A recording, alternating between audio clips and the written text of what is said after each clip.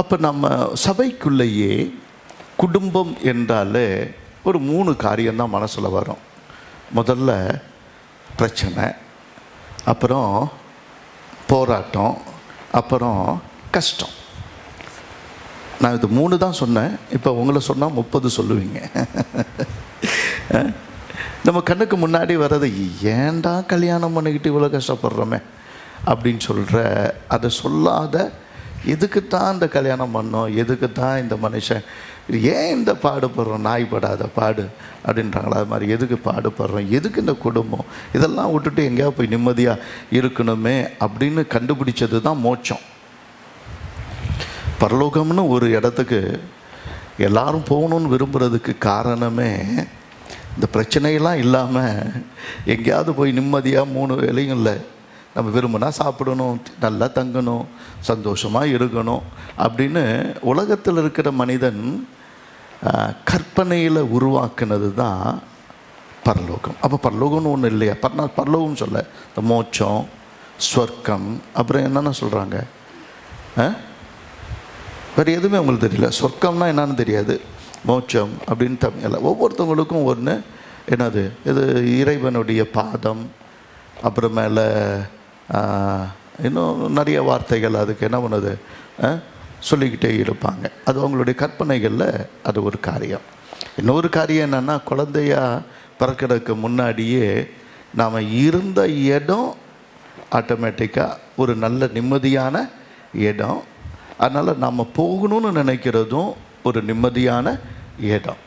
அப்போ ஒரு குடும்பம் என்று வந்துட்டாலே என்ன போயிடுச்சு, என்ன போயிடுச்சு, 100க்கு 99 பேருக்கு என்ன போயிடுச்சு, நிம்மதி போயிடுச்சு. ஒரு குடும்பம்னு வந்தாலே நிம்மதி போயிடுச்சு.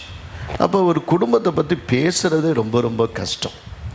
சரி, இப்போ ஒன்றை, இந்த பூமியை நாம் என்ன குறை சொல்ல முடியும், அந்த சூரியனை நாம் என்ன குறை சொல்ல முடியும், இந்த காற்றை, தண்ணீரை, மழையை, மலையை, நீர்வீழ்ச்சியை, சமுத்திரத்தை, ஒரு புல்லை கூட நம்ம குறை சொல்ல முடியாது. ஒன்று நமக்கு தெரிஞ்சு, எனக்கு தெரிஞ்சு நான் குறை சொல்லணும் அப்படின்னு சொன்னால் என்னை ரொம்ப டிஸ்டர்ப் பண்ணுறது விசுவாசி கிடையாது, இந்த கொசு தான். அது கூட பொம்பளை கொசு தான். நிறைய காரியங்களை பார்த்தீங்கன்னா, இதெல்லாம் நம்ம நினைக்கும் போது கூட ஒரு அடிப்படையாக சொல்கிறேன், நம்முடைய மைண்டில் நம்ம செட் பண்ணது என்னன்னா, கல்யாணம் அப்படின்னு சொன்னால் ஒரு மனுஷன் அன்னைக்கு தான் சந்தோஷமாக இருக்கிறான். அதுக்கு பிறகு, கல்யாணத்துக்கு பிறகு, அல்லது நம்ம சின்ன வயசுலேருந்து நம்முடைய கற்பனை கல்யாணம் பண்ணிக்கணும், கல்யாணம் பண்ணிக்கணும், கல்யாணம் பண்ணிக்கணும்னு. கல்யாணம் பண்ண பிறகு இதான கல்யாணம் அப்படின்ற ஒரு காரியம் வருது. சரி, குழந்தை பெற்றுக்கணும், பிள்ளைங்க இருக்கணும் அப்படின்னு சொன்னாங்க. குழந்தை வந்த பிறகு அதை வளர்க்குறதுக்கு படுற பாடு, இதெல்லாம் தான் நம்ம மனசுல ஒரு பிக்சராக நிற்கிது. எல்லாத்த விட வீட்டில் தினம் தினம் வாங்குகிற சர்டிஃபிகேட்டு, நிறைய சர்டிஃபிகேட் வாங்குகிறோம். இது கூட உங்களுக்கு தெரியாதா, இது கூட உங்களுக்கு தெரியாதா,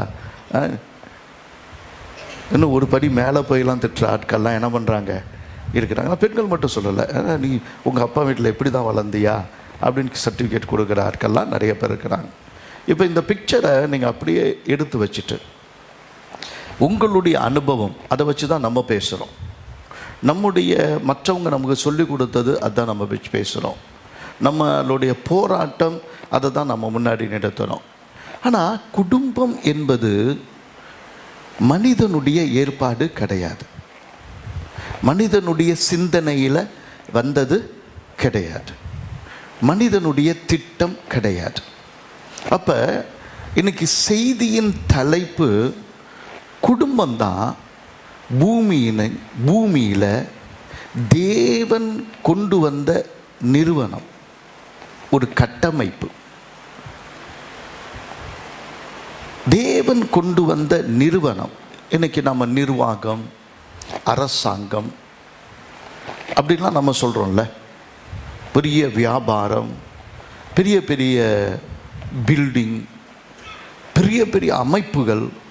இன்றைக்கி உலகத்தில் இருக்கிற எல்லா அமைப்புகளுக்கும் நிர்வாக ரீதியான நிர்வாக ரீதியான அட்மினிஸ்ட்ரேட் பண்ணுறது, கவர்னிங் அத்தாரிட்டி பண்ணுறது, அல்லது ஆளுகை பண்ணுறது, இல்லை ஒழுங்கு பண்ணுகிற நிறுவனங்கள், வளர்ச்சிக்கான நிறுவனங்கள், திட்டங்கள், கட்டடங்கள், இல்லை எக்ஸிக்யூட்டிவ் கமிட்டிஸ், இப்படிலாம் சொல்கிறாங்க இல்லையா. ஒரு பெரிய அரசியல், அரசாங்கம், இப்படி எல்லாமே சொல்கிறோமே, எல்லாமே எங்கிருந்து ஆரம்பித்ததுன்னா இந்த குடும்பம் தான் ஃபஸ்ட். கர்த்தரால் உருவாக்கப்பட்ட இந்த குடும்பம் தான் முதல்ல தேவனுடைய பார்வையில் மேன்மையானது. அதை வைத்து தான் எல்லாத்தையும் கர்த்தர் என்ன பண்ணுறாரு, எழுப்புறாரு. கொஞ்சம் நல்லா கவனிங்க. ஒரு புல் பூண்டு மரம்ன்றோம், வானம் அப்படின்னு சொன்ன இது பூமியில் இது அடிப்படை. வானம் பூமி எல்லாம் நாம் வாழ்கிற அடிப்படை. காற்று, நிலம், நீர், இதெல்லாம் நம்முடைய தேவைகள். இது எல்லாமே எதுக்காக? ஒரு குடும்பம் என்பது முதல்ல நல்லா கவனிங்க, உங்களை உருவாக்குவதற்கு தேவன் ஏற்படுத்தின அமைப்பு. நீங்கள் யார் என்பதை என்ன சொல்ல போனால், நீங்கள் பொன்னானவங்க அப்படின்னு சொன்னாலும் அதுக்கு ஒரு உரைக்கல் தேவைப்படுது. நீங்கள் ஒரு நகையை கொடுத்து, ஒரு கடையில் போன உடனே ஒரு நகையை கொடுத்து அதை விற்கணும் வைக்கணும் அப்படின்னு நீங்கள் நினச்சாலும் கூட அதனுடைய தரத்தை என்ன பண்ணுறாங்க, தேய்க்கிறாங்க. தேய்ச்சி ஐயோ தைக்காத அப்படி சொல்ல முடியாது. அது டூப்ளிகேட்னா என்ன பண்ணிடும், விளங்கிடும். பிரச்சனை கல்லில் இல்லை, அதனுடைய தரத்தில் இருக்கிறாரு. பிரச்சனை எதில் இல்லை, கல்லில் இல்லை. இந்த கல் தெரியும்ல, பார்த்துருக்கீங்கல்ல, ஏன்னா நீ தான் நிறைய நகையை வைக்கிறீங்க. அதில் போகும்போது அதை தேய்க்கும் போது ஆட்டோமேட்டிக்காக அந்த பவுனுடைய குணம், அது 18 கேரட்டா இல்லது வேறு இன்னும் நிறையா என்ன பண்ணிட்டான், கலந்துட்டானா, அல்லது அந்த 24 கேரட்டா 22 கேரட்டா அப்படின்றத நிர்ணயிக்கிறது எது தான் இது. அடுத்தது நமக்கு கல்யாணத்தில் நிறைய பிரச்சனை என்னென்னா, 10 பவுனும் சொல்லியிருப்பாங்க, ஒரு 5 பவுன் போட்டிருப்பாங்க. 5 பவுன் என்ன ஆயிருக்கும், இந்த ரோல்டு கூட ஏதோ என்ன பண்ணியிருக்கோம், வந்திருக்கும். இவர் ரொம்ப ஆசையாக சரி பவுனை வச்சுட்டு நம்ம அதை வாங்கலாம் இதை வாங்கலாம்னு நினச்சிட்டாங்கன்னா, அவன் திருப்பி இதெல்லாம் இல்லை, இது பவுனே இல்லைன்னு வரும்போது அன்னைக்கு ஆரம்பிக்கிற பிரச்சனை தான் நிறையா குடும்பங்களில். அப்போ நம்முடைய தரத்தை நிர்ணயிக்கிறது தான் குடும்பத்தின் தரம் அல்ல, வேறு ஒருத்தருடைய தரத்தை அல்ல. நாம் யார் என்பதை நாம் அறியறதுக்கு, உங்களுக்கு புரியுதா உங்களுக்கு, நாம் யார் என்பதை நாம் அறிவதற்கு நம்மை வெளிக்கொண்டு வந்து நம்மை பார்க்க வைப்பது நம்முடைய குடும்பம்தான். நாம் யார் என்பதை நம்மை வெளியே கொண்டு வந்து நம்மை பார்க்கிற கண்ணாடி தான் நம்முடைய குடும்பம். இப்படி ஒரு விளக்கம் யாரும் சொன்ன மாதிரி இது வரைக்கும் நான் கேள்விப்பட்டதில்லை. ஆனால் அவங்களுக்கு ஒரு விளக்கத்தை சொல்கிறேன். இன்னும் ஒரு உதாரணம் சொல்கிறேனே, நிறைய கசக்கப்படுறோம், நிறைய பிரச்சனை வருது. இன்னும் ஒரு வார்த்தை சொல்ல போனால் ப்ரெஷர். என்னது ப்ரெஷர் அப்படின்னு சொல்கிறோம். இந்த ப்ரெஷர் என்ன பண்ணும், ஒரு ஆரஞ்சு பழத்தை எடுத்துங்க, கசக்குங்க, ப்ரெஷர் பண்ணிக்கிட்டே இருங்க, என்ன வெளிப்படும், சாறு வெளிப்படும். அதுவே ஒரு பூண்டை எடுத்துக்குங்க, நல்லா என்ன பண்ணுங்க, கையில் வச்சு அழுத்தி என்ன பண்ணுங்க, சாறு எடுக்கிற மாதிரி எடுங்க, என்ன வரும், அதுவும் சாறு தான் வரும். ஒரு வெங்காயத்தை எடுத்து வச்சுங்க, நல்லா என்ன பண்ணுங்க, அழுத்துங்க, அழுத்தி எடுங்க, சாறு எடுங்க, என்ன வரும், ஒன்றில் இருக்கிற சாரை நீங்கள் இம்மிடியேட்டாக குடிக்கலாம். ஆனால் ஒரு பூண்டு, ஒரு வெங்காயம், இது எல்லாமே இந்த மனிதனுக்கு தேவை. அது சாறு வெளிப்படுது. நீங்கள் யார், உங்கள் கோபம் எவ்வளவு, உங்கள் வீம்பு எவ்வளவு, உங்கள் பிடிவாதம் எவ்வளவு, உங்களுக்கு விட்டு கொடுக்க முடியாத அந்த மனப்பான்மை எவ்வளவு, மன்னிக்க முடியாத அந்த தன்மை எத்தனை. ஒரு பாலை அளக்கிறோம், ஒரு எண்ணெயை அளக்கிறோம், ஒரு அரிசியை அளக்கிறோம். ஒன்று அளக்கிற கருவி தான், உன் குணத்தை வெளிப்படுத்துகிற இடம்தான் எது, உங்கள் குடும்பம். ஆமென். ஆனால் காலையிலே ஏன்னா எங்களை போட்டு இந்த பாடுபடுத்துறீங்க? நான் சொல்கிறது உனக்கு புரியுதா? உனக்கு உன் குடும்பம் சரியில்லை என்ற காரியம் உனக்கு இல்லை. நல்லா கவனிங்க. உலகமே கெட்டு போச்சு. உலகமே கெட்டு போனால், எனக்கு இப்போ பெங்களூரில் இருந்து வரும்போது பாஸ்டர் ரமேஷ் ரொம்ப ஒரு அழகான ஒரு பெட்டி கொடுத்தார். அப்படி நகை பெட்டி மாதிரி அழகாக எல்லாருக்கும் வந்த கெஸ்ட், எல்லாருக்கும் முக்கியமான கெஸ்ட்டுக்கு மட்டும் கொடுத்தார். நான் இங்கே வந்து அதை பிரித்தா உள்ளே அப்படியே நட்ஸ் இருந்தது. நட்ஸ் என்ன சொல்கிறது, பாதாம், பிஸ்தா எல்லாமே அப்படியே அழகாக இருந்தது. ஒரு காலத்தில் உலகமே அழிஞ்சிச்சு. ஒரு காலத்தில் உலகமே கம்ப்ளீட்டாக என்ன பண்ணிச்சு, அழிஞ்சிருச்சு. ஆனால் ஒரே ஒரு நகை பெட்டி மட்டும்தான் மிதந்தது. இப்படி கற்பனை பண்ணுங்க. பெட்டகம்ன்றோம், அது ஷிப் இல்லை, அது படகு இல்லை. அது ஷிப் இல்லை, படகு இல்லை, அது தோணி இல்லை. அப்போ அது என்னது? ஒரு பெட்டகம். அந்த பெட்டகம் தேவனுடைய பார்வையில் நகை பெட்டியை விட அதிகமான பாதுகாப்புக்குரியதாக இருந்தது.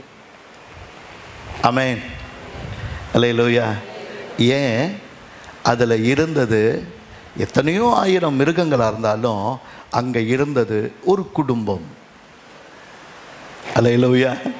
கொஞ்சம் யோசிக்கும் போது ரொம்ப ஆச்சரியமாக எனக்கு தெரிஞ்ச ஒரே ஒரு காரியம், தேவன் ஒரு குடும்பத்தை கொடுத்து அத்தனை மிருகங்கள் நடுவிலும் பறவைகள் நடுவிலும் அவர்களை வாழ வைத்து அவர்களை கொண்டு வந்தது காரணம் என்ன அப்படின்னா, இந்த உலகமே அழிஞ்சாலும் ஒரு குடும்பம் இருந்தால் இந்த உலகத்தை மீண்டும் என்ன பண்ண முடியும், உருவாக்க முடியும். எத்தனை பேருக்கு ஆமேன்னு சொல்கிறோம்?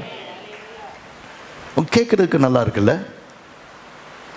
உங்கள் ஊர், உங்கள் உறவு, உங்களை சுற்றி இருக்கிற எல்லாமே கம்ப்ளீட்டாக மிருகமாக இருக்கலாம். முழு உலகமும் அழிந்ததாக உங்கள் கண்ணுக்கு முன்னாடி தெரியலாம். ஆனால் ஒரு நீதிமான் நோவா தன் காலத்தில் இருந்தவர்களில் அவன் ஒரு நீதிமான்.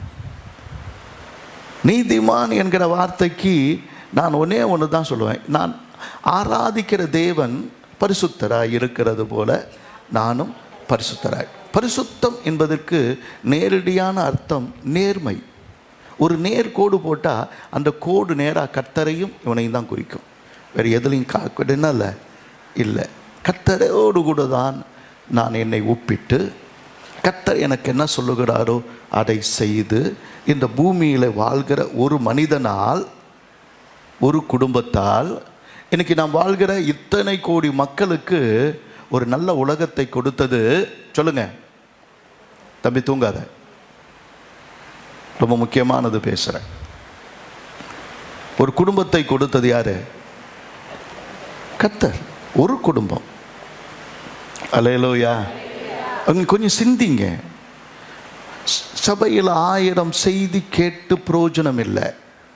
நம்ம என்னைக்கு சிந்திக்கிறோமோ தியானிக்கிறோமோ அப்போ நம்ம குடும்பத்தை என்ன பண்ண முடியும், கட்டமைக்க முடியும். நீங்கள் இந்த 5 செய்தியை நான் இன்னைக்கு தொடர்ச்சியாக நான் பல நாட்களாக அதை ப்ரிப்பேர் பண்ணிட்டு வரேன். பல நாட்களாக மற்ற செய்தி மாதிரி இருக்காது. உங்கள் குடும்பத்தை மீண்டும் கட்டமைக்க வேண்டும். என் குடும்பத்தை நான் கட்டமைக்க வேண்டும். ஏன்னா பூமியில் தேவனே கர்த்தரே நிறுவின நிறுவனம் ஒரு அரசாங்கம் இல்லை. இந்த பூமியை நிர்வகிக்கணும் ஒரு அரசாங்கம். எவ்வளோ ஈக்கோன்னு சொல்லுது, இது சுற்றுச்சூழல் பிரச்சனைன்னு சொல்லுது, 1000 காரியங்களை கொண்டது. இதை நிர்வகிக்கிறதுக்கு படைகளை கொண்டு வருது, அரசாங்க அமைப்புகளை கொண்டு வருகிறது, ஆஃபீஸை கொண்டு வருகிறது, முப்படைகளை கொண்டு வருகிறது, புது நிறுவனங்களை கொண்டு வருகிறது. அது ரோடு அமைக்குது, அது அமைக்குது, இதை அமைக்குது, இன்னும் விமான தளங்களை அமைக்குது, ரயில்வே அமைக்குது, அத்தனைக்குது. 1000 காரியங்களை ஒரு அரசாங்கம் யோசிக்கும் போது கர்த்தர் ஒரே ஒன்று தான் யோசிச்சாரு. ஒரு குடும்பம் தான் இந்த அரசாங்கத்துக்கு அடிப்படை. இந்த அரசாங்கத்துக்கு அடிப்படை. எனக்கு தமிழ் சொல்லும்போது 2 லட்சம் இருக்கலாம். இந்தியாவில் 2 லட்சத்துக்கும் மேற்பட்ட சர்ச்சஸ் இருக்கலாம். ஆனால் அன்னைக்கு மனிதனை படைக்கும் போது ஒரு சர்ச்சு கூட என்ன பண்ணலை இல்லை.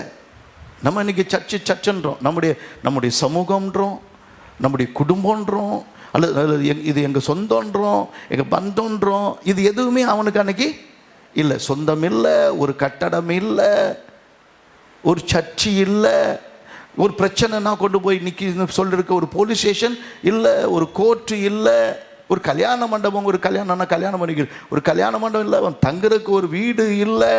ஆனால் எல்லாத்துக்கும் மேலே அவன் எங்கே இருந்தானா? ஏதேனில் இருந்தான். எங்கே இருந்தான்னா தன் மனைவியோடு இருந்தான். எங்கே இருந்தான்னா கர்த்தரோடு இருந்தான். அப்போ நம்ம சொல்கிற ஆராதனை, நம்ம சொல்கிற சர்ச்சு, நம்ம சொல்கிற அப்படி இருக்கணும் இப்படி இருக்கணும்னு சொல்கிற எல்லாத்தையும் விட ஒரே ஒரு காரியம், ஒரு குடும்பம் எப்பொழுதும் சிந்திக்க வேண்டியது, நான் வாழ்கிற இடம் பரலோகமாய் இருக்க வேண்டுமானால் நான் கர்த்தரோடு இருக்க வேண்டும். அடிப்படை சர்ச் இல்லை. இப்படி நான் சொல்கிறதுக்கு தைரியமாக நான் சொல்கிறேன். அடிப்படை சர்ச் இல்லை, கிறிஸ்தவம் கிடையாது. அன்னைக்கு கிறிஸ்தவனே கிடையாது. உலகம் உண்டான போது ஒரு கிறிஸ்தவம் கூட கிடையாது, ஒரு சர்ச்சு கூட கிடையாது, கையில் பைபிள் கூட கிடையாது. அன்னைக்கு இந்துவும் கிடையாது, முஸ்லீமும் கிடையாது. அன்னைக்கு நம்ம பிரதமர் மோடிஜியும் கிடையாது. இன்னைக்கு நம்ம சொல்கிற எதுவுமே அன்னைக்கு கிடையாது. ஆனால் மகிழ்ச்சி எங்கே இருந்ததுன்னா ஏதேனில் தான் இருந்துச்சு. நான் சொல்கிறது நீங்கள் அக்செப்ட் பண்ணுறீங்களா இல்லையா? கர்த்தருக்கு ஸ்தோத்திரம். இது தேவன் பரலோகத்தை இந்த பூமியில் கொண்டு வர வேண்டும் என்பதை கட்ட திட்டமிட்டு தான் முதல்ல இந்த உலகத்தை படைத்தார். ஆனால் இந்த உலகத்தை எல்லாம் படைத்து வேறு ஒரு உலகம் அல்ல, வேறு ஒரு மகிமையான பரலோகமாக இதை மாற்ற வேண்டும் என்று நினைத்த போது எந்த மிருகத்தின் கையிலையும் கொடுக்கலை. ஒரு வேளை குரங்கு கையில் கொடுத்துருந்தா இன்ன நேரம் உங்கள் தலையில் ஏறி உட்காந்து பேன்னு பார்த்துட்ருக்கும். யானை கையில் கொடுத்துருந்தா அது என்ன பண்ணும்? எல்லா நகையும் கூட நான் ஒட்டியானம் போட்டுக்கிறேன்னு நிற்கும். ஏதாவது ஒட்டகச்சிவி கையில் கொடுத்துருந்தா அது என்ன பண்ணியிருக்கோம்? அடுத்தவன் வீட்டிலேருந்து என்ன வந்துட்டுருக்குது, அடுத்த வீட்டில் அவள் என்ன பண்ணுறான்னு எட்டி எட்டி என்ன பண்ணிகிட்ருக்கோம்? பார்த்துட்டு உட்காந்துருக்கோம். எந்த மிருகத்துக்கும் கொடுக்கல, எந்த கரடிக்கும் கொடுக்கல. எத்தனை கூட்டை உடைச்சாலும் எனக்கு வேண்டியது என்ன தான்? தேனு அப்படின்னு நினைக்கிற கரடி கையில் கொடுக்கல. காண்டா மிருகத்து கையிலையும் கொடுக்கல. மிதிப்பண்டி அப்படின்னு சொல்கிற எந்த காண்டா மிருகத்திலையும் கொடுக்கவும் இல்லை. நான் சொல்கிறது புரியுதா உங்களுக்கு?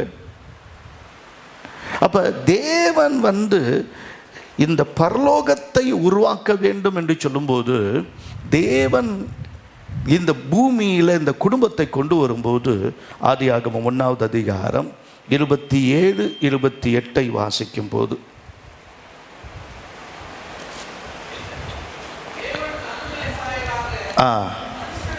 பாருங்க, தேவன் தம்முடைய சாயலாக யாரை சிருஷ்டித்தாரு? அவனை தெய்ய சாயலாகவே பாருங்க, தம்முடைய சாயலாக மனுஷனை சிருஷ்டித்தார். அப்படின்னா தேவ சாயலாகவே மனுஷனை சிருஷ்டித்தார். திரும்பி ஏன் அதை சொல்றாரு? நீ தேவ நீ யாருடைய சாயல்னு நீ பார்க்க வேண்டிய அவசியமே கிடையாது. ஒரு தடவைக்கு 2 தடவை சொல்றாரு, நீ தேவனுடைய சாயல். என்னை படைத்தவர் எப்படி இருக்கிறாரோ அப்படி இந்த பூமியில் இருக்க நடக்க. சொல்லுங்க, சாயல்ன்றது என்னதுன்னா, என்னை படைத்தவர் எப்படி இருக்கிறாரோ அப்படி நான் இருக்க நடக்க. 2 தான். சொல்லுங்க, இருக்க நடக்க. அவர் எப்படி இருக்கிறாரோ அப்படி நான் இருக்க நடக்க. கர்த்தர் தேவ சாயலாக என்னை படைத்தார். இன்னொரு வார்த்தை, அப்ப அவர்களை ஆணும் பெண்ணுமாக படைத்தார். நாளைக்கு ஒரு ஆண்னா யாரு, ஒரு பெண்ணா யாரு, ஒரு தகப்பன்னா யாருன்னு நாளைக்கு காண்பிக்கிறேன். எனக்கு ரொம்ப டைம் இருக்காது, அதனால் நாளைக்கு அதை. ஒரு ஆண்னா யாரு? நம்ம சொல்கிற ஆண் இல்லை, நம்ம சொல்கிற பெண் இல்லை. வேதம் என்ன சொல்லுதோ அதுதான் ஆண், அதுதான் பெண். அப்போ அதை நாளைக்கு அதை பார்க்கலாம். அப்போ ஒரு அப்பானா யார் அப்படின்றது நாளைக்கு பார்க்கலாம். ஆனால் இது நீங்கள் நல்லா கவனிங்க. இவங்களை சிருஷ்டித்து கர்த்தர் அவங்களுக்கு கொடுத்தது என்னன்னா, பின்பு தேவன் அவர்களை நோக்கி, நீங்கள் பலுகி பெருகி பூமியை நிரப்பி அதை கீழ்ப்படுத்தி சமுத்திரத்தின் மச்சங்களையும் ஆகாயத்து பறவைகளையும் பூமியின் மேல் நடம்பாடுகிற சகல ஜீவ ஜந்துகளையும் இவங்களை என்ன பண்ணுங்க? ஆண்டு கொள்ளுங்க. அப்போ முதல்ல ஒரு ஆண் ஒரு பெண் அவங்க வாழ்க்கையில் அவர்கள் தங்கள் தகப்பனை விட்டு அவர்கள் இருவரும் என்ன பண்ணுவாங்க? ஒரே மாம்சமாய் இருப்பார்கள். அவர்கள் இசைந்து இருப்பார்கள். இசைந்து இருப்பார்கள். இசை வாசிக்கிறவங்களும் அது தெரியும். ஒரு கிட்டாரை எடுத்துட்டோன்னா அது வாசிக்கிறாங்கன்னா நீங்கள் ஜம்முன்னு அதை கேட்பீங்க. ஆனால் ஒவ்வொரு கம்பிக்கும் ஒரு டியூன் உண்டு, ஒரு நோட்டு உண்டு. அந்த கீழே இருக்கிற அந்த ஸ்ட்ரிங் பேர் ஈன்னு சொல்லுவோம். அதுக்கு மேலே டி அப்படின்னு ஒன்றுக்கும் என்ன இருக்குது? அந்த இதுக்கு எஃப் இருக்குது. அப்போ இதெல்லாம் அப்படி மேலே ஏபிசிடி வரைக்கும் இருக்குதா? இல்லை 6 கம்பி தான். கீழேயும் ஈ இருக்கும், மேலேயும் ஈ இருக்கும், இடையில ஒரு 4 கம்பி இருக்கும். இந்த கம்பிக்கு அந்த டியூனில் போய் அதை முடுக்கி அதுக்கு பிறகு அடித்தாதான் என்ன வரும்? என்ன வரும்? இசை வரும். அப்போ குடும்பத்தில் மேலேயும் கீழேயும் ஒரு கிட்டாரை பாருங்கள், 6 கம்பி இருக்கும். அது மேலேயும் ஈ தான் இருக்கும், மேலேயும் கீழேயும் ஈ தான் இருக்கும். அப்படின்னா என்னன்னு உங்களுக்கு புரியல. அடுத்தது அந்த கம்பியை அடித்து பாருங்கள். இது ஈ அப்படின்னு டிங்னு கேட்கும், அதே டிங் டொங்னு கேட்கும், அதே ஈ தான். ஒன்று இனிமையாக இருக்கும், இன்னொன்று என்ன மாதிரி டொங்குன்னு என்ன பண்ணோம் கேட்க. ரெண்டும் ஒரே ஈ தான். இதுக்கு இடையில தான் மற்றதெல்லாம் என்ன பண்ணோம் இருக்கும். எப்படி வருங்க கிட்டாரினுடைய? புரியுதா உங்களுக்கு? கிட்டார் பார்த்துருக்கீங்கள? ஒரு தடவை அடிக்க சொல்லி கேளுங்க. தனித்தனியாக ஒவ்வொரு கம்பியும் அடித்து பாருங்கள். அது இணையும் போது அதனுடைய சத்தத்தை கேளுங்க. அதுதான் குடும்பம். இசைந்திருப்பார்கள். எப்படி இருந்துப்பாங்க? இசைந்திரு. இந்த இசையோடு, இந்த டோனோடு கூட அந்த டோன் எல்லாம் வித்தியாசம். ஆனால் 2 தான் என்னது? 2 தான் ஒன்று. 2 கம்பி தான் ஒன்று. கிட்டார் கண்ணு காட்டியே போயிடுவேன். 2 கம்பி தான் ஒன்று. ஆனால் ஒன்று தின்னா இருக்கும், ஒன்று திக்காக இருக்கும். ஒன்று அவ்வளோ அழகாக எளிமையாக இருக்கும், இன்னொன்று அதை பிடிக்கிறதே கஷ்டமாக இருக்கும். ஆனால் 2ம் ஒன்று தான், ஒரே டோன் தான். அந்த டோனுக்கு ஈடாக தான் மீதி 4 வரும். அதனால் இசைந்து இருப்பார்கள். என்ன பண்ணுவாங்க? இசைந்து இருப்பாங்க.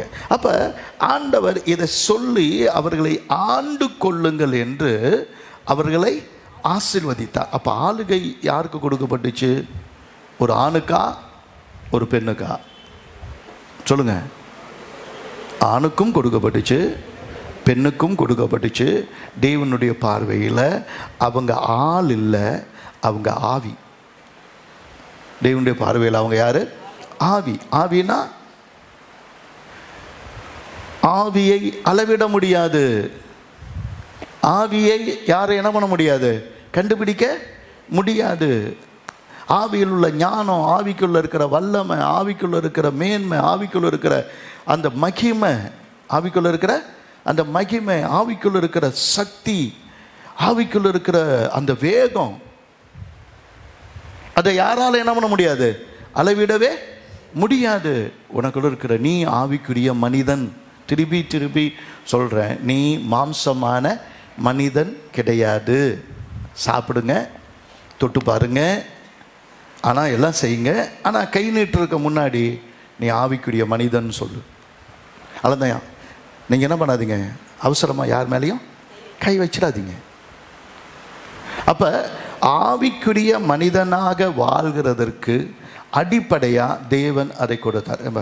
அந்த கிட்டாரை போய் வாங்கிட்டு வரும். 1 நிமிஷம் கிட்டார் வாங்கிட்டு கொஞ்சம் கவனி. அதுக்கு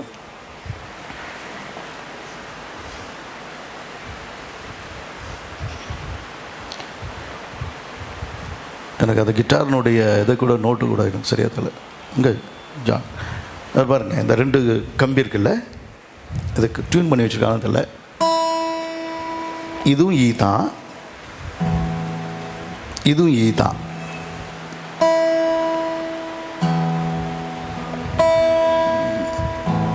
இது என்னன்னா எங்களுக்கு கேட்டு கேட்டு கேட்டு எங்களுக்கு என்ன ஆயிடுச்சு?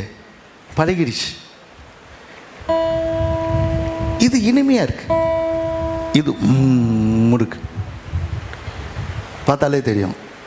இது பார்க்குறதுக்கு அழகாக இருக்குது, இனிமையாக இருக்குது. இது இங்கெல்லாம் உம்முன்னு இருக்கும். ஆனால் 2 ஒன்று தான் தேவனுடைய பார்வையில். இதுக்கு பிறகு இது எல்லாம் பிள்ளைங்க குடும்பம், மாமனார் மாமியார் எல்லாமே இதனுடைய குடும்பம். இதெல்லாம் நாங்கள் ஃபேமிலி என்னுவோம். இதில் ஒவ்வொரு ஸ்கேலுக்கும் ஒரு ஃபேமிலி இருக்கும்.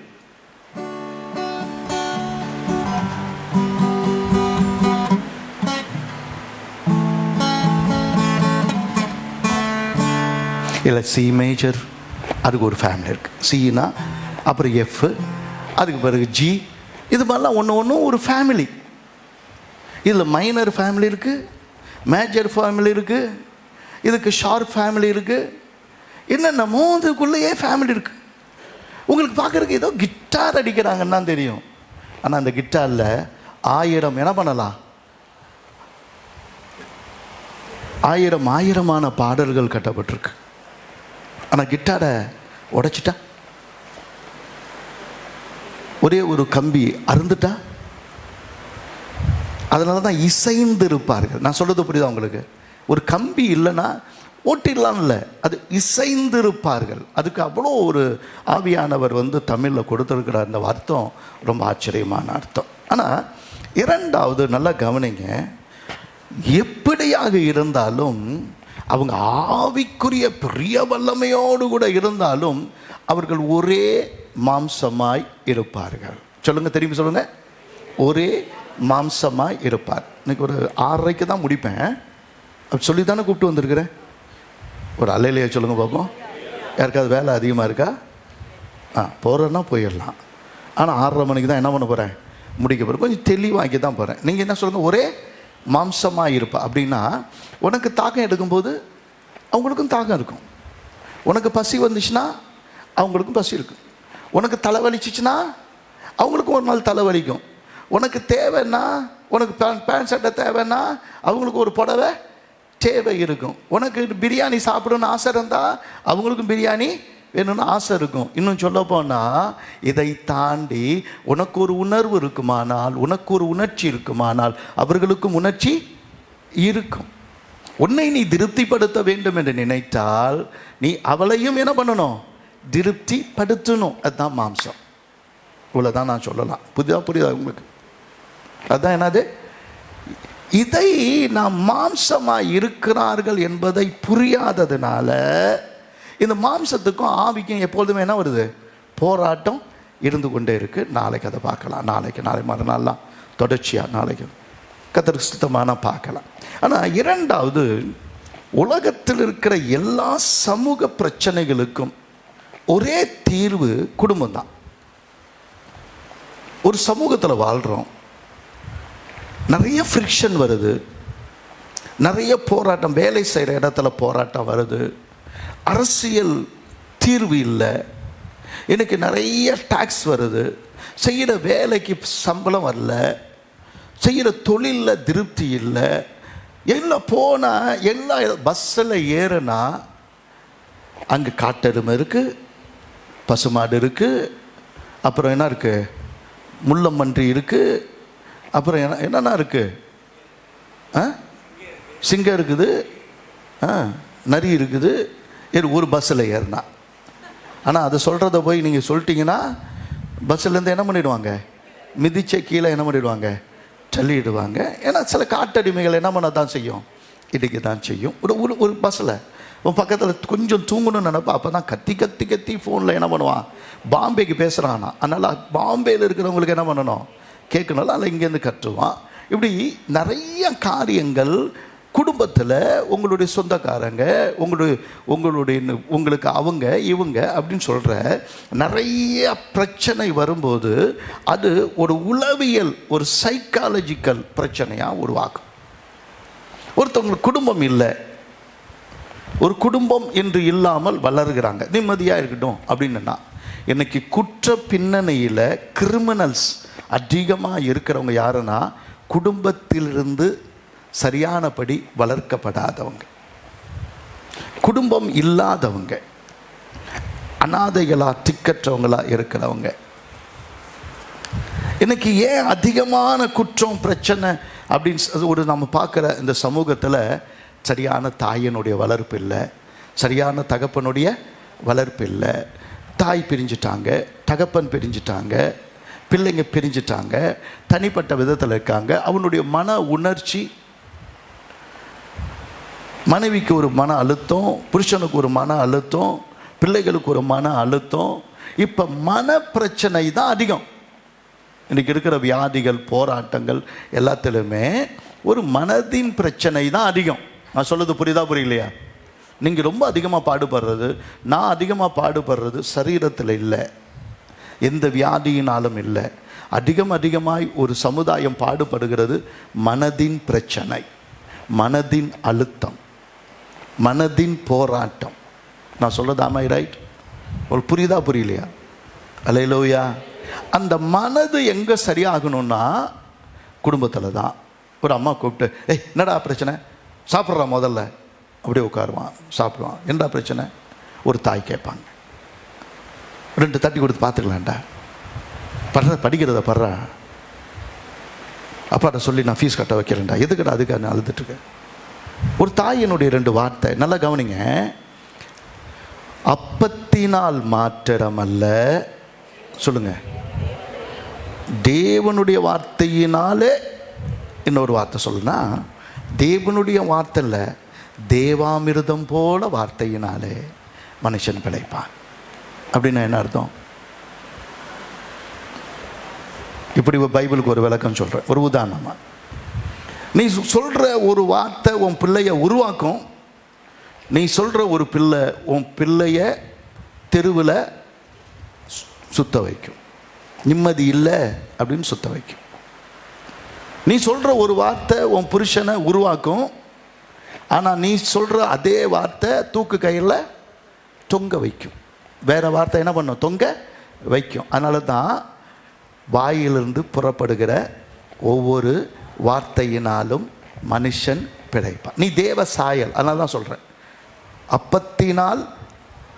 நான் சொல்கிற இந்த விளக்கம் புரியுதா புரியலையா? நான் படி ஏதாவது சொல்கிறேன்னு நினைக்காதீங்க, நல்லா கவனிங்க. நீங்கள் உருவாக்க வேண்டிய வார்த்தை உங்கள் வாயிலிருந்து வெள்ளித்தட்டில் வைக்கப்பட்ட பொற்பழங்களுக்கு சமானமாய் அதை வைத்தால், உங்கள் பிள்ளைகளை உருவாக்குறதும் நீங்கள் தான், உங்கள் புருஷனை உருவாக்குறது நீங்கள் தான், உங்கள் மனைவியை உருவாக்குறது நீங்கள் தான், உங்கள் சமுதாயத்தை உருவாக்குறது நீங்கள் தான், ஒரு ராஜ்யத்தை உருவாக்குறதும் நீங்கள் தான். ஏன்னா உங்கள் வாயிலிருந்து புறப்படுகிற ஒவ்வொரு வார்த்தையினாலும் மனுஷன் பிழைப்பான். சாவடிக்கிறதும் பிழைக்க வைக்கிறதும் யார்கிட்ட இருக்கு? உங்கள் கையில். அதனால தான் பழுகி பெருகி பூமியை என்ன பண்ணுங்க? நிரப்புங்க. எத்தனை பேர் புரியுது? அல்லேலூயா. நான் கை தூக்குனனால தூக்குனீங்களா? புரியுதா உங்களுக்கு? நீங்கள் ஒரு நாள் ஒரு ட்ரையல் பண்ணி பாருங்கள். இது நம்மளை சுற்றி இருக்கிற சமூகம், இதெல்லாம் பிரச்சனைங்கிறது நம்ம கொடுக்குற வார்த்தை அப்படி திரும்பி என்ன பண்ணுது? வருது. அவங்க ஒரு வார்த்தை பேசுனா அந்த வார்த்தையை அணை போட்டு நிறுத்தி அதையே நீங்கள் என்ன பண்ணலாம்? டேமாக மாற்றலாம். அதில் எலக்ட்ரிசிட்டி என்ன பண்ணலாம்? உருவாக்கலாம். அதில் ஏராளமான பயிர்களை என்ன பண்ணலாம்? ஒரு டேம். அதுவை விட்டுட்டா அது ஒரு காட்டாறு. அது எல்லாத்தையும் என்ன பண்ணிடும்? அழிச்சிடும். ஒரு கவனிங்க. 3வது, ஒரு சமூகம் என்று சொல்கிறது, நம்ம இன்றைக்கி சமூகம், இன்றைக்கி ஒரு ஊர், இன்றைக்கி உறவு ஊர் அப்படிலாம் நம்ம சொல்கிறோம்ல, அது ஒரு குடும்பத்தினுடைய பிரதிபலிப்பு. ஒரு குடும்பம் நல்ல ஆரோக்கியமாக இருந்தால் அந்த ஒரு குடும்பத்தை சுற்றிலும் ஆரோக்கியமான ஒரு சமூகத்தை உருவாக்க முடியும். எத்தனை பேர் ஆமேன்னு சொல்லுங்க? எல்லாருக்கும் பணம் தான் முக்கியம். ஒருத்தவனை கூப்பிட்டு வச்சு 2 வார்த்தை பேசி ஒரு சாப்பாடு கொடுத்து சந்தோஷமாக அனுப்புனா, சொந்தமோ பந்தமோ அல்லது ஒரு தனிப்பட்ட ஒரு மனிதனோ ஒரு குடும்பத்தினுடைய பிரச்சனையோ அதை கேட்குறதுக்கு யாருக்குமே என்ன இல்லை? நேரம் இல்லை. கூப்பிட்டு வச்சு ஒரு வேளை சாப்பாடு கொடுக்குறதுக்கு நீங்கள் என்ன இல்லை? ஆள் இல்லை. யாராவது ஒருத்தங்களை விசாரித்தாங்களா அப்படின்னு கேட்குற ஆள் இருக்குது. அதை விசாரிக்கிற ஒரு குடும்பத்தால் ஒரு ஆரோக்கியம் உண்டாகுது. வியாதி பெருத்த சமூகத்தில் தேவன் அந்த வியாதி, அந்த ஆரோக்கியம் இல்லாத வாழ்க்கை வாழ்கிற ஒருத்தவன் தெருவில், நல்லா கவனி, குடும்பம் வேணாம் அப்படின்னா, ஒரு குடும்பம் வேணான்னா ஒருத்தவன் தெருவில் படுத்து காலையில் ஏந்திரிச்சு பல்லு விளக்குறது, காட்டாமணக்கு எடுத்து பல்லு விளக்கி, காட்டாமணக்கோ அல்லது ஏதோ என்ன பண்ண பல்லு விளக்கி, தெருவில் இருக்கிற அந்த குழாயில் குளித்து, நேற்று போட்ட சட்டையில் ஒரு 10 நாளைக்கு முன்னாடி போட்ட அதே சட்டையும் பேண்ட்டையும் போட்டு, தலையை சீவுறது கூட ஒரு கண்ணாடி இல்லாமல் எதுவும் இல்லாமல் பார்த்து, தெருவில் விற்கிற எதையாவது ஒன்று எடுத்து சீப்பாக சாப்பிட்டு, காலில் கூட ஒரு செருப்பும் இல்லாமல் வாழ்ந்தானா அவன் என்ன வாழ்க்கை வாழ்கிறான்? ஒரு பரதேசி வாழ்க்கைய வாழ்கிறான். நான் சொல்றது புரியுதா இல்லைங்களே? குடும்பம்னு ஒன்று இல்லைன்னா அவன் ஒரு பரதேசி. அப்போ அந்த பரதேசிய ஒருத்தவனை நாகரிகம் உள்ளவனா, நல்ல மிடுக்கா துணியை துவைச்சி போட்டு நல்லா அழகாக பயன் பண்ணி ஷர்ட்டு பேண்டெல்லாம் கொடுத்து அவனுக்கு நல்ல சாப்பாடு கொடுத்து அவனை நல்லா தலை எப்படி பாருங்கள், தலை எப்படி இருக்குது, சரியில்லை, ஒழுங்கு பூ சீவுங்க அப்படின்னு சொல்லி சீவி, எனக்கு பவுடர் போட்டு முகம் தான் எப்படி இருக்குது, ஒழுங்கு பவுடரை போட்டு போங்க அப்படிலாம் சொல்லி ஒரு அக்கறையுள்ள ஒரு மனைவி பேசி கொண்டு போகும்போது, இந்த உலகத்தில் டேய் படிச்சிட்டியாடா, நல்லா படுறியாடா, டேய் படித்தாதாண்டா நல்லா முன்னேற என்ன முடியும், என்னடா அப்படி பேசுகிறா, இப்படி ஒழுங்கா எதுக்குடா, எத்தனை மணிக்கு தூங்குற, எல்லாம் ஏந்திரடா, ஏந்திரிச்சு கடன்னு பாடுறா, டேய் ஏந்திரி அப்படின்னு சொல்கிற ஒரு தாய் சத்தத்தினால தான் எத்தனை பிள்ளைங்க இன்றைக்கி படித்தவங்களா மேலே வராங்க. நான் சொல்கிறது உனக்கு புரியுதா இல்லையா? ஒரு தாய் போடுற சத்தம், ஒரு தாய் போடுற ஒரு சாதம், ஒரு தகப்பன் கேட்குற ஒரு கேள்வி, நீ என்ன பண்ணின அப்படின்னு கேட்குற ஒரு கண்டிப்பு, இன்னைக்கு தலை நிமிர்ந்து வாழ்கிற ஒரு சமுதாயத்தை உருவாக்குகிறது. நான் பைபிள் பேசலைண்ணா, நான் பைபிள் தான் பேசுகிறேன்.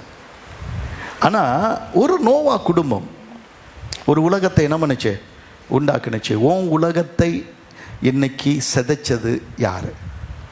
உன் உலகத்தை. இன்னொன்று, 4வது, இன்னைக்கு ஒரு அரசாங்கத்தை உருவாக்கினதும், குடும்பம் அரசாங்கத்தை உருவாக்குது. எந்த குடும்பமும் அல்லது எந்த அரசும் குடும்பத்தை என்ன பண்ணலை, உருவாக்கலை.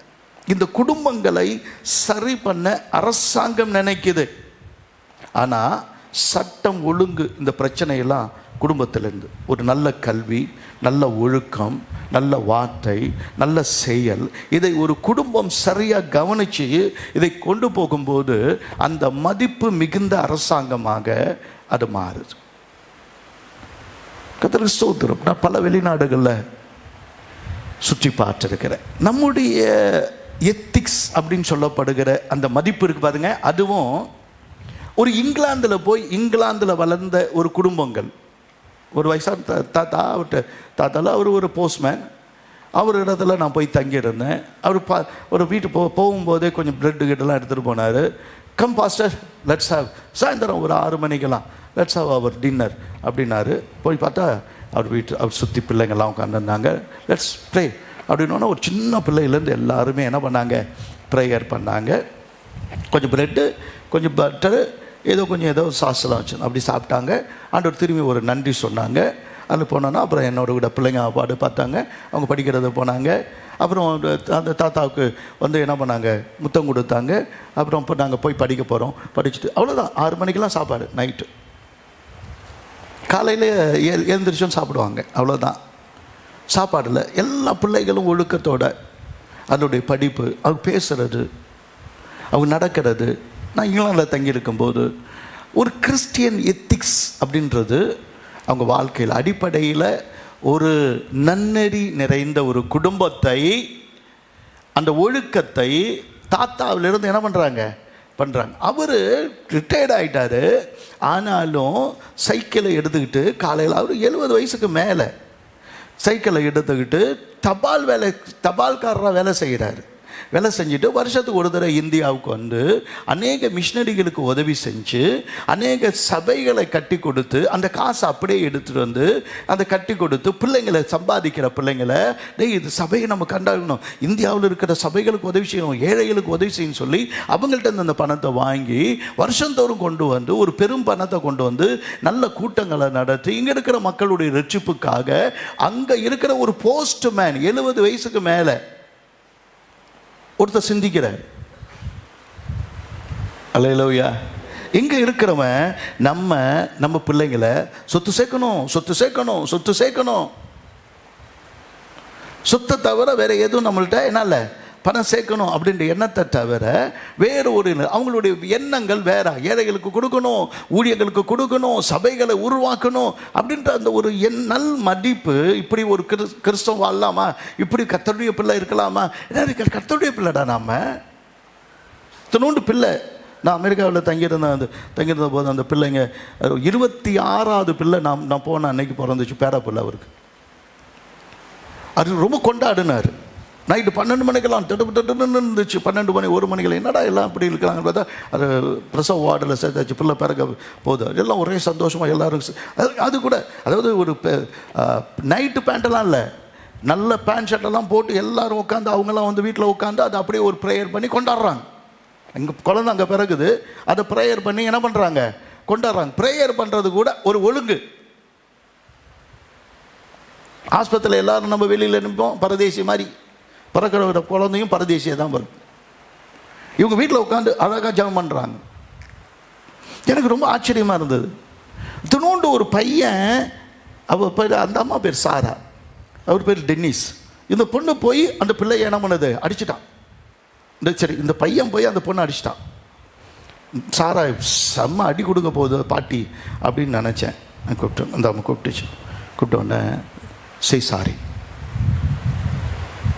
சாரிடா சில ரொம்ப சொல்லுது சாரி அப்படின்னு கையை கொடுத்து அந்த பிள்ளை என்ன பண்ணுறான், கேட்குறான். அவங்கள்ட்ட சொல்கிறாங்க, did Jesus will do this? ஏசு உன்னை மாதிரி அடிப்பாரா, கோவப்படுவாரா, சண்டை பண்ணுவாரா, தங்கச்சியை பிடிச்சி கீழே தள்ளுவாரா? ஏசு செய்ய மாட்டார்ல, நம்ம செய்யக்கூடாது. அந்த எத்திக்ஸ். அப்போ ஒரு குடும்பம், அந்த குடும்பத்தில் நான் தங்கியிருந்த அவர் காசு வச்சில்ல, ஆனால் பேங்க் வச்சிருக்கிறார்.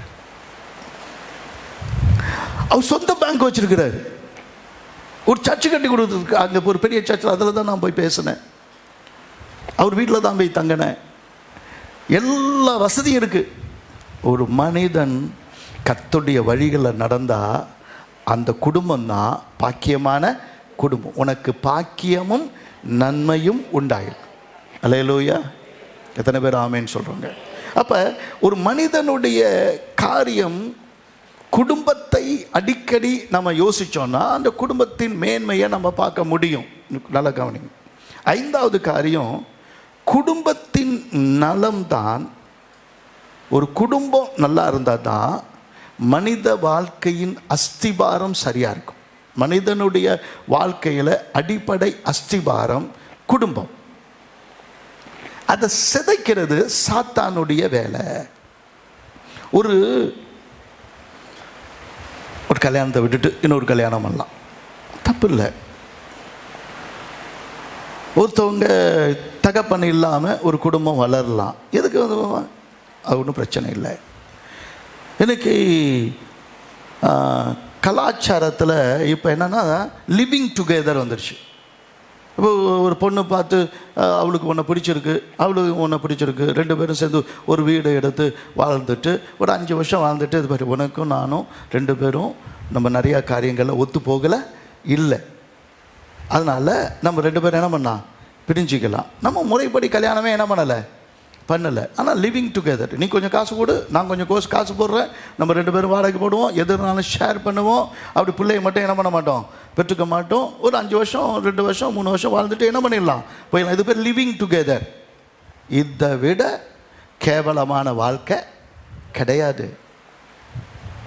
அப்போ இந்த சமூகத்தினுடைய சீரழிவை கொண்டு வந்து ஆணும் கல்யாணம் பண்ணிக்கலாம், பெண்ணும் என்ன பண்ணிக்கலாம், கல்யாணம் பண்ணிக்கலாம் அப்படின்னு சொன்னால் பிள்ளைய எப்படி பெற்றுக்குவ?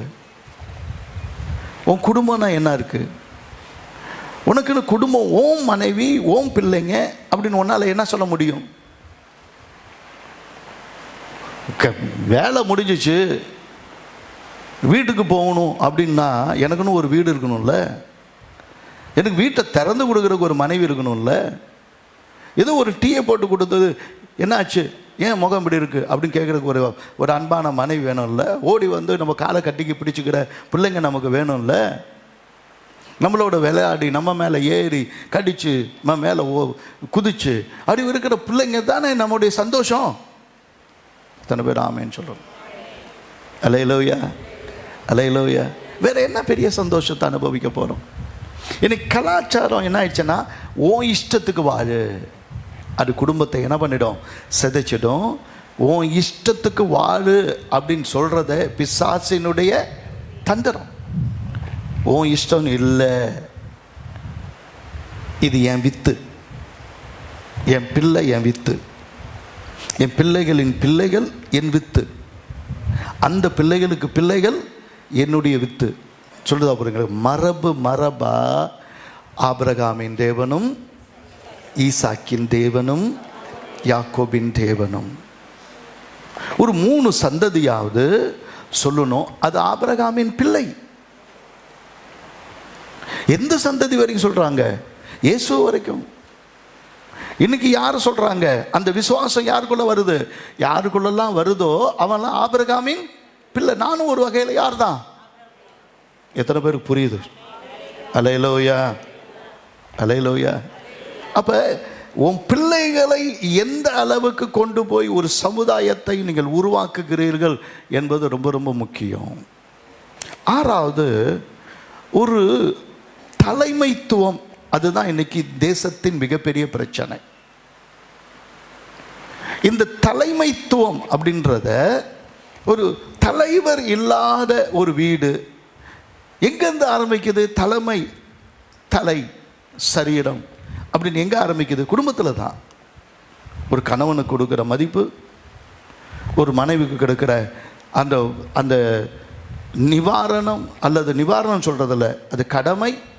ஒரு மனைவி தன் கணவனுக்கு கொடுக்குற கடமை, புருஷன் தன் மனைவியையும் பிள்ளைகளையும் கவனித்துக் கொள்கிற ஒழுங்கு, பராமரிப்பு, அவனுடைய வாயிலிருந்து வருகிற நெறிமுறை, கட்டுப்பாடு. ஒரு நல்ல கணவன் கட்டுப்பாடோடு வாழ்வான். ஏன்? தான் வாழ்கிற ஒரு ஆஃபீஸ்னா அதுக்கு ஒரு கட்டுப்பாடு இருக்கு. எங்கள் ஆஃபீஸில் போய் முதல்ல அப்பாயின்மெண்ட் பண்ணும்போது அப்பாயின்மெண்ட் ஆர்டர்லேயே 28, 30 இதெல்லாம் இப்படி பண்ணக்கூடாது, நீ ஒரு அரசாங்க அதிகாரி அப்படின்னு எல்லாத்திலும் கையெழுத்து போட்டு தான் பண்ணணும். ஒரு அரசாங்க அதிகாரி 2 மனைவி 3 மனைவிலாம் கல்யாணம் பண்ண முடியாது. இன்னொருத்தையை கொண்டு வந்து வச்சுட்டு இருக்கிறான் அப்படின்னு தெரிஞ்சா அவன் அரசாங்க அதிகாரி என்ன பண்ணுது? கேலி ஆகிடும். எங்கேயோ பப்ளிக்கில் போய் அங்கே போய் அவன் போய் குடிச்சுட்டு ஆட முடியாது. இன்னொரு பொண்ணோடு கூட இருக்கிறது ஃபோட்டோ இருந்தால் அவனை என்ன பண்ணிடுவாங்க? சஸ்பெண்ட் பண்ணிடுவாங்க. ஒரு அரசாங்கத்துக்குள்ள அதிகாரி குடிச்சுட்டு என்ன பண்ணக்கூடாது? ஆஃபீஸுக்கு வரக்கூடாது. வெளியில் சண்டை போடுறது அதெல்லாம் இங்கே என்ன பண்ணக்கூடாது? வச்சுக்க கூடாது. லஞ்சம் வாங்கக்கூடாது. முறைப்படி போய் சொன்னா அப்படின்னாலும் அது மேலே கேஸ் பண்ணலாம். ஒரு அரசாங்க அதிகாரி. அப்ப ஒரு அரசாங்கம் எங்க உண்டாகுது அப்படின்னா, ஒழுங்கு, திட்டம், நெறிமுறை, கட்டுப்பாடு, இதெல்லாம் அடிப்படையா உங்க குடும்பத்தில் உருவானாதான் ஒரு நல்ல அரசாங்கம் என்ன பண்ண முடியும்? உருவாக முடியும். எத்தனை பேர் ஆலையிலையா சொல்றீங்க? ஏதோ சபைக்கு வந்துட்டனால கர்த்தர் எல்லாத்தையும் எனக்கு மன்னிச்சிட்டார். இல்லை, இது அரசாங்கங்க. நீங்கள் உட்கார்ந்து பாருங்க. நான் ஒரு அரசாங்கத்தை நடத்தி கொண்டு இருக்கிறேன். எனக்கு சந்தோஷமா இருக்கும். பரவாயில்ல, ஆரம்பிக்கும் போது தெரு தெருவா நம்ம என்ன பண்ணோம்? சுற்றி போனோம். ஆனால் இன்னைக்கு ஒரு ஆஃபீஸ் நடக்குது. இங்கே ஒரு ஆஃபீஸ் நடக்குது. இங்கே எத்தனை பேரை கண்காணிக்கணுமோ கண்காணிக்கிறோம், அவங்கள பராமரிக்கிறோம், அவங்கள எல்லாத்துலேயுமே இது பண்ணணும் அது பண்ணணும்னு. ஆனால் அதை நடத்துகிற அதிகாரி சகல ஒழுங்கோடு இருக்கணும். நான் பாஸ்டர், என்னை நீங்கள் எந்த கேள்வியும் கேட்கக்கூடாது, என்கிட்ட எந்த கணக்கும் கேட்கக்கூடாது. நான் என்ன வேணாலும் இஷ்டத்துக்கு நடப்பேன். என்னுடைய அடிப்படையில் நான் என்ன வேணாலும் நான் அனுபவிக்கிறதுக்கு எனக்கு அதிகாரம் இருக்குது. ஆனால் அத்துமீறதுக்கு என்ன இல்லை? சொல்லுங்க. ஹலோ, அனுபவிக்கிறதுக்கு என்ன இருக்கு? ஆனால் அத்துமீறதுக்கு, அந்த அத்துமீறினா நான் எல்லாம் இல்லை. அப்போ நீ கணவன் இல்லை, நீ மனைவி இல்லை. அத்துமீறினா நீ கணவனும் இல்லை, நீ மனைவியும் இல்லை. அத்துமீறினா நீ பிள்ளையும் இல்லை. அந்த வரம்பு தான் வாழ்க்கை. அல்லேலூயா. அதை சரியா பண்ணா தலைமைத்துவம் தானா வரும். சரி, நான் சொல்கிறேன், சபையில் ஒரு 700-800 பேர் இருக்காங்க, இன்றைக்கி ஒரு 1000 பேர் கூட இருக்கிறாங்க. சரி, நான் 1000 பேர் சொல்கிறேன். நேற்று கூட அவர் தான் நிற்கணுமா, அவர் பிள்ளைங்க தான் நிற்கணுமா அப்படின்னு ஒரு குடும்பத்தையும் பார்த்தேன். இதனாலேயே ஒரு காரணத்தை சொல்லிவிட்டு அவர் வெளியே போயிருக்கிறாங்க ஒரு குடும்பம். அவர் எப்படி அவர் தான் இருக்கணும், எல்லாருக்கும் கொடுக்க வேண்டியது தானே. சரிங்க, எல்லோரும் கொடுக்குறேன். யார் வரீங்க, தலைமையத்தை எடுத்துங்க, எனக்கு ஒரு சம்பளம் கொடுத்துருங்க, நான் வந்து பிரசங்கம் மட்டும் பண்ணிட்டு போயிடுறேன், வாங்க யார் வரீங்க. சர்ச்சில் எல்லாரையும் கேளுங்க. இதை உருவாக்கி இதுக்கு மேலே வந்து நிற்கிறேன். புரியுதா உங்களுக்கு? எத்தனை பேர்? உருவாக்காதவனுக்கு என்ன தலைமைத்துவம்? உன் குடும்பத்தை உருவாக்க கர்த்தர் ஒரு தலைமை பண்பில் கர்த்தர் உன்னை கொண்டு வராரு. எத்தனை பேர் ஆமேன்னு சொல்கிறோம்? அல்லேலூயா. சபையில் எல்லாரும் கேளுங்க. யார் வேணாலும் ஒரு நாள் எலெக்ஷன் வச்சுக்கோ, யார் வேணாலும் என்ன பண்ணிடலாம், பாஸ்டர் ஆகலாம். யாருனாலும் வந்து என்ன பண்ணலாம், இது நடத்தலான்னா என்ன ஆகும்? சரியான தலைமை இல்லைன்னா எல்லாம் என்ன ஆகிடும், தலை கிறுக்கு பிடிச்சி எல்லாம் என்ன ஆகிடும். ஒரே வாரம் ஒரு வருஷம் நடத்தணும்னு இல்லை, யார் வேணாலும் நடத்தலாம், யார் வேணாலும் சபையில் வரலாம், எல்லாம் இந்த சபையினுடைய பாஸ்டர் அப்படின்னு போட்டால் இந்த சபை என்ன ஆகும்? உன் குடும்பத்துக்கு நீ ரொம்ப முக்கியம். உன் தலைமையில் தான் குடும்பம் என்ன பண்ணணும், நடக்கணும். அந்த தலைமையில் தான் குடும்பம் கோயிலாக மாறும். எத்தனை பேருக்கு ஆமேன்னு சொல்ல முடியும்? அல்லேலூயா. 7வது முக்கியமான ஒரு காரியம், நீ என்ன பணி செய்தாலும் உன்னுடைய முக்கியமான பணி உன் குடும்பத்தை மேன்மையாய் கொண்டு வருவது. நான் ஒரு ஊழியக்காரன். எனக்கு சபையில் நிறைய சபைகளில் இன்றைக்கி என்ன ஆயிடுச்சு, காரைக்காலை சுற்றி அந்த சபைகளின் சரித்திரத்தை கேளுங்க. அப்படி இருந்த சபை இப்போ என்ன ஆச்சுன்னு கேளுங்க. அந்த சபை, அந்த போதகர் என்ன ஆனாருன்னு போய் கேளுங்க. எல்லா இடத்துலையும் நடக்குது. ஒருத்தன் அப்படி ஒரு டான்ஸு, எல்லாரையும் அப்படியே எல்லாத்தையும் என்ன பண்ணா, ஆட விட்டு அவ்வளோ அருமையான எல்லாம் பண்ணா. என்ன விட்டுட்டான்? மனைவியை விட்டான். சரியாச்சா? எனக்கு யார் முக்கியம்? எனக்கு ஆரம்பத்திலேயே முதல்ல முக்கியம். அவர் மனைவி சொல்கிறது தான் கேட்பார். எனக்கு ஃபஸ்ட்டு பேரே மனைவி சொல்கிறது தான் என் மனைவிட்ட போய் கேட்டால் தான் என்னான்னு தெரியும். இதுதான் இது நியாயம் அப்படின்னு நான் எடுத்துட்டேன்னா அதை யாராலும் என்ன பண்ண முடியாது, மாற்ற முடியும். இதுதான் நியாயம், இதுதான் செய்யணும் அப்படின்னு முடிவு பண்ணிட்டேன்னா யாரும் என்ன பண்ண முடியாது, மாற்ற முடியாது. ஏன்னா நான் தலைமை செய்யணும். ஆனால் பித்து பிடிச்சிடக்கூடாது. தலைமை என்பது எடுத்து வரும்போது, நான் கர்த்தர் என்னை அழைச்சாரு, அதனால் நான் ஊழியம் செய்கிறேன், அதனால் ராவும் பகலும் ஊழியம் செய்கிறேன். இப்போ முதல்ல தான் சொந்த குடும்பத்தை நடத்த தெரியலனா அவன் என்ன இல்லை, ஒரு நூதனமான ஊழியக்காரன். சொந்த குடும்பத்தை நடத்தாதவன் தன்னுடைய சபையை எப்படி நடத்துவான்? நான் சொல்கிறது கரெக்டாக இல்லையா? இத்தனை பேர் ஆமேன்னு சொல்கிறோங்க. நீ ஊருக்கெல்லாம் உதவி செய்யலாம் ராஜா, உன் மனைவியும் உன் பிள்ளைகளும் கவனித்து உன் குடும்பத்தை நடத்தலைன்னா நீ வெறும் பைத்தியக்காரன். அந்த நண்பனுக்கு உதவி செய்கிறேன், அந்த குடும்பத்துக்கு உதவி செய்கிறேன், எங்கள் அக்கா பிள்ளைக்கு அதை செய்கிறேன், என் தங்கச்சியை நான் தான் கவனிச்சுக்கணும், எங்கள் அம்மா அப்பா எல்லாம் கவனிக்கணும். கரெக்டு தான். உன் மனைவியும் உன் பிள்ளைகளையும் நீ விட்டுட்டுன்னா அந்த இடத்த யாராலும் என்ன பண்ண முடியாது, நிரப்ப முடியாது. அதனால் நீ சேவையே செய்யலாம். குஷ்டரோகிகளுக்கே போய் கைகளெல்லாம் கழுவியெல்லாம் பண்ணலாம். தினம் அத்தனை பேருக்கு போய் சாப்பாடு போடலாம். யாருக்கோ போய் உதவி செய்யலாம். எல்லாம் பண்ணிவிட்டு வீட்டில் எதுவுமே கிடையாது, பிள்ளைங்க படிக்கிறதுக்கு வழி இல்லை, அவர் மேலே எல்லாமே தலைகளாக நடக்குது. ஏன் இந்த வீடு இப்படி இருக்குது அப்படின்னு நீங்கள் கேட்டிங்கன்னா, ஏன் இந்த வீடு இப்படி இருக்குது? உன்னால தான். உன் வீடு ஏன் கூரை வீடாக கிடக்கு? உன் வீட்டில் உன் பிள்ளைங்க ஏன் படிக்கலை? உன் மனைவி ஏன் தலையில் கூட எண்ணெய் வைக்காமல் அவங்க ஏன் இவ்வளோ கஷ்டப்பட்டு இருக்கிறாங்க? ஏன் அவங்க முகம் கண்ணீரோடு இருக்குது? இந்த பிள்ளைங்க ஏன் கண்ணீரோடு இருக்குது? ஏன் இந்த குடும்பம் வறுமையாக இருக்குது? நீ வெளியில் 1000 பேசலாம், ஆனால் உன் மனைவியை விசாரித்து உன் பிள்ளைகளுக்கு நீர் பாய்ச்சி உன் குடும்பத்தை சரியாக கவனிக்கலைன்னா நீ எதை செய்தும் அது உனக்கு பலன் தராது. எத்தனை பேர் ஆமேன்னு சொல்கிறோம்? அதனால் நல்லா கவனிங்க. இந்த சபை முக்கியமா, குடும்பம் முக்கியமா? என்னை கேட்டிங்கன்னா என்னை கேளுங்களேன். இந்த சபை முக்கியமா? இது எவ்வளோ முக்கியம்? இந்த சபை முக்கியமா, குடும்பம் முக்கியமா? எனக்கு கேளுங்களேன். நான் உங்களை கேட்டால் தான் நீங்கள் யோசிப்பீங்க. நான் சொல்லுவேன், முதல்ல என் குடும்பம், அடுத்தது தான் இந்த சபை. எத்தனை பேர் ஆமைன்னு சொல்கிறோம்? நீ என்ன வேணாலும் சொல்லிட்டு போ. என் குடும்பத்தை நான் சரியாக கவனிச்சேன்னா என் சபையை என்ன பண்ணுவேன்? என் குடும்பத்தில் எனக்கு சாட்சி இல்லைன்னா நான் சபையை கவனிச்சேன், என்ன பிரயோஜனம்? எத்தனை பேர் ஆமைன்னு சொல்கிறோம்? இதுதான் குடும்பத்துக்கும் மற்றது. ஒரு குடும்பம் செதஞ்சிச்சுன்னா நம்ம பாரம்பரியன்றோம், எங்கள் குடும்பன்றோம், எங்கள் பெருமன்றோம்.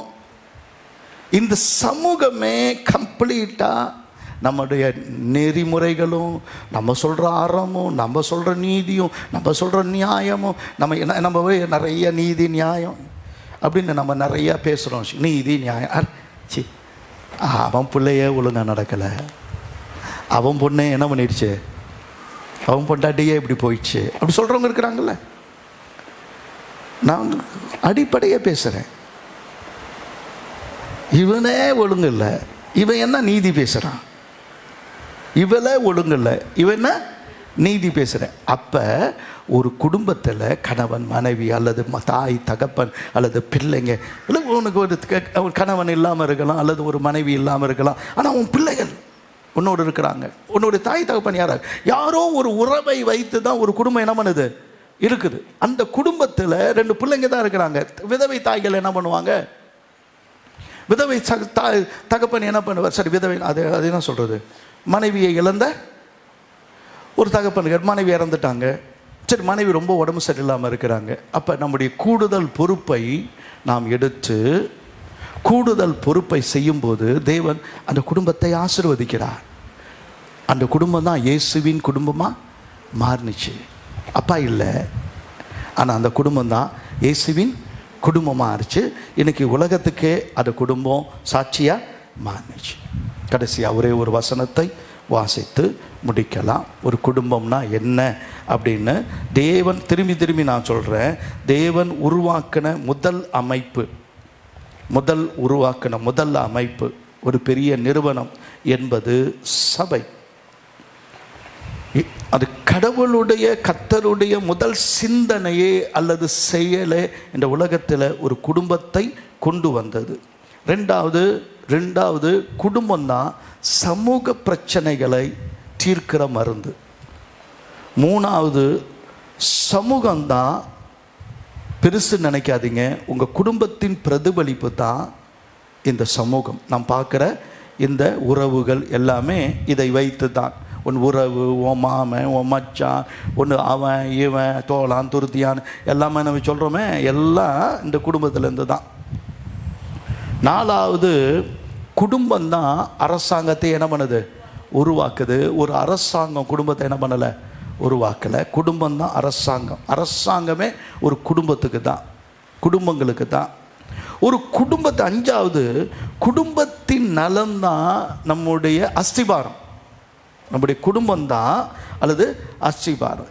எனக்கு நம்ம இஷ்டத்தின்படி அதை நம்ம மறுமணம் செய்கிறது அல்லது குடும்பத்தை விட்டுட்டு போயிடுறது, மனைவியை விட்டு போயிடுறது, பிள்ளைகளை விட்டுட்டு போயிடுறது, இதெல்லாம் உன்னுடைய அஸ்திபாரத்தை என்ன பண்ணிடும். நீ ஒரு நாதாரியாக போயிடுவ. நாதாரினா என்ன, தமிழ் நிறையா வார்த்தை இருக்குது. அது நாதாரினா என்னன்னு எனக்கே தெரியல. நீங்கள் என்ன நான் அதை அர்த்தம் முடிஞ்சுட்டேன். சரி, ஒரு மனிதனை தலைமைத்துவத்தில், இன்னும் தலைமைத்துவம் அப்படின்னு சொல்லும்போது லீடர்ஷிப் அப்படி இருக்கு இல்லையா. ஒரு லீடர், நீ ஒரு லீடர். என் பிள்ளைங்க யாரை பின்பற்றுவாங்க? உங்கள் சித்தப்பாவையா, உங்கள் பெரியப்பாவையா? என் பிள்ளைங்க என்ன தானே பின்பற்றுவாங்க? ஒரு லீடர்ஷிப். உன் பிள்ளைங்க ஒன்று தானே பின்பற்றுவாங்க. ஒரு லீடர்ஷிப் உன்னுடைய குடும்பத்தில் தான் 6வது உருவாகுது. 7வது தேவாலயத்தை விட குடும்பம் தான் ஃபஸ்ட். நீ சர்ச்சுக்கு வர்றதை விட உன் குடும்பத்தை கவனிக்கிறது தான் ஃபஸ்ட். அது சரியாக இருந்தால் இதுவும் என்ன பண்ணோம், சரியாக இருக்கும். நீ எந்த சமூக சர்வீஸ் பண்ணுறேன், நான் சொந்தங்கள் செய்கிறேன், நண்பர்களுக்கு செய்கிறேன், அதெல்லாம் நத்திங். உன் குடும்பம் தான் அதனுடைய அஸ்திவாரம். 8வது, குடும்பம் சிதைஞ்சா, குடும்ப அந்த வாழ்க்கையை உடைச்சிட்டா, பிசாசு அப்படி தான் உடைக்கணும்னு நினச்சிட்டா ஒரு சமுதாயமே என்ன பண்ணுது, கெட்டு போயிடும். சமுதாயம் அடிக்கடி சொல்கிறேன். சமுதாயம்னா என்னை சுற்றி இருக்கிற சில குடும்பங்கள், என்னை சுற்றி வாழ்கிற சில நண்பர்கள், அல்லது அண்ணன் குடும்பம், தம்பி குடும்பம், அக்கா குடும்பம், அல்லது இது எங்கள் அப்பா, எங்கள் அம்மா, எங்கள் மாமா, எங்கள் மாமியார், மாமனார், அவங்க எல்லாம் நம்ம சுற்றி ஒரு கல்யாண பத்திரிக்கை அடிக்கிறாங்கல்ல, சமூகம் சொல்கிறோம்ல. சமூகம்னா புரிஞ்சுக்குங்க, ஒரு கல்யாண பத்திரிக்கை அடிய அதனுடைய பின்பக்கமும் அந்த சைடில் பாருங்கள். அப்போ இவ்வளவு உறவுகள் எங்கே இருக்குது? யாருக்கு இருக்கு? நீ அனாதை இல்லை. அவன் பத்திரிக்கை சொல்லும். சில ஆள் இவனுக்கும் ஒருத்தர் வந்து இத்தனோண்டு கொடுத்தாரு செக், அந்த அந்த இதிலேயே இவர்களுக்கும் திருமணம் இன்றைக்கு என்ன பண்ணோம், நடைபெறும். அப்படின்னா என்ன அர்த்தம்? இது யார் பெற்ற பிள்ளையோ அனாதையா என்ன பண்ணுது, கல்யாணம் நடை. ஆனால் நான் ஒரு சமூகத்தில் வாழ்கிறேன். இவங்க சமூகத்திலேருந்து ஒரு 100 பேர் 200 பேர், அவங்க சமூகத்தில் 100 பேர் 200 பேர். அதுவே உனக்கு ஒரு மதிப்பையும் மரியாதையும் என்ன பண்ணுது, கொடுக்குது. அந்த சமூகம் எங்கேருந்து உருவாகுது, அந்த சொசைட்டி எங்கேருந்து உருவாகுது, குடும்பத்திலேருந்து தான் என்ன பண்ணுது, உருவாகுது. கர்த்தருக்கு ஸ்தோத்திரம். அதனால் குடும்பம் சிதைஞ்சா 8வது காரியம் சொல்லிட்டேன், எல்லாமே என்ன பண்ணிடும், போயிடும். இந்த வசனத்தின் அடிப்படையில் எபேசியர் 5வது அதிகாரம் 30ஆம் வசனத்திலிருந்து 33ஆம் வசனம் வரை சொல்லுகிற வசனங்களை அடிப்படையாய் கொண்டது தான் குடும்பம். எபேசியர் 5ஆம் அதிகாரம் 30லேருந்து 33 வரைக்கும் நான் ரொம்ப விளக்கலை, அந்த வசனத்தை மட்டும் வாசிக்கிறேன், முடிக்க போகிறேன். எனவே அந்த வசனத்தை மட்டும் வாசிக்கிறேன், வீட்டில் அதை சிந்திச்சு பாருங்கள். நாம் அவருடைய சரீரத்தின் அவயங்களாகவும் அவருடைய மாம்சத்துக்கும் அவருடைய எலும்புகளுக்கும் உரியவர்களாகவும் இருக்கிறோம். இது நிமித்தம் மனுஷன் தன் தகப்பனையும் தன் தாயையும் விட்டு தன் மனைவியுடன் இசைந்து இருவரும் ஒரே மாம்சமாய் இருப்பார். இந்த ரகசியம் பெரியது. நான் கிறிஸ்துவை பற்றியும் சபையை பற்றியும் சொல்லுகிறேன். எப்படியும் உங்களிலும் அவனவன் தன்னிடத்தில் சொல்லுங்க அன்பு கூறுவது போல தன் மனைவியிடத்திலும் அன்பு கூற கடவன், மனைவியும் புருஷனிடத்தில் பயபக்தியாய் இருக்க கடவுள். நாளைக்கு இதனுடைய விளக்கத்தை உங்களுக்கு நான் சொல்கிறேன். கர்த்தருக்கு ஸ்தோத்திரம். இன்றைக்கி அதிகமாக தான் பேசியிருக்கிறேன். நீங்கள் ஒரு தடவை இந்த செய்தி வரும்போது இன்னொரு தடவை இன்றைக்கி ஒரு 10 மணிக்குள்ள வந்துடும். அதனால் திரும்பி கேளுங்க, உங்கள் குடும்பத்தோடு கூட ஒப்பிட்டு பாருங்கள். குடும்பம் சிதைந்தால் சமூகம் சிதைந்து போய்விடும். குடும்பம் கட்டப்பட்டால் அது ஒரு அரசாங்கம் போல் என்ன பண்ணும், ஒரு அரசு அமையும். நம்ம சொல்கிறோம், உங்களுடைய அரசு வருக, உங்களுடைய ராஜ்யம் வருக. அந்த ராஜ்யத்தை கட்டுவது நம்முடைய குடும்பம் தான். எழுந்து நிற்கலாமா?